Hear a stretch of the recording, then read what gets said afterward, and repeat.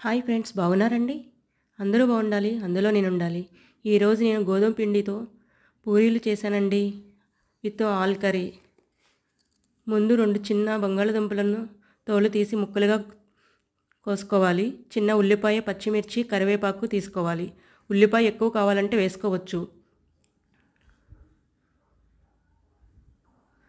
తర్వాత కొంచెం ఆయిల్, ఉల్లిపాయ ముక్కలు, పచ్చిమిర్చి, కరివేపాకు, ఆవాలు, జీలకర్ర వేసుకోవాలి. వేగాక బంగాళదుంప ముక్కలు వేయాలి. నేను ఆవాలు, జీలకర్ర తక్కువ వేశాను, మా పిల్లలు తీసేస్తారు, అందుకని. బంగాళదుంపలు మగ్గాక కొన్ని వాటర్, ఇంకా కొంచెం చింతపండు గుజ్జు వేసుకోవాలి. వాటర్ ఎగిరినాక ముందుగా వాటర్తో కలుపుకున్న 2 స్పూన్ శనగపిండిని దీనికి యాడ్ చేశాను. ఎగిరినాక కొత్తిమీర వేసి దింపేశాను. తర్వాత జల్లించుకున్న గోధుమ పిండిని తీసుకుని అందులో కొన్ని వాటర్, ఆయిల్, సాల్ట్ కలిపి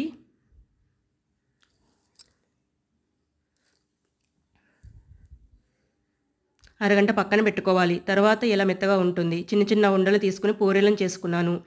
ఆయిల్ తక్కువ తీసుకున్నాను, కాచిన ఆయిల్ ఎక్కువ నిలవ ఉండకూడదు కాబట్టి. ఇప్పుడు చిన్నగా చేసిన పూరీలను వేడి ఆయిల్లో వేసి వేగనించాను. కొంతమంది తెల్లగానే ఉండగానే తీసేస్తారు, నేను కొంచెం వేగనించాను. అంతే, గోధుమ పిండి పూరీలు aloo curry ready. Thank you.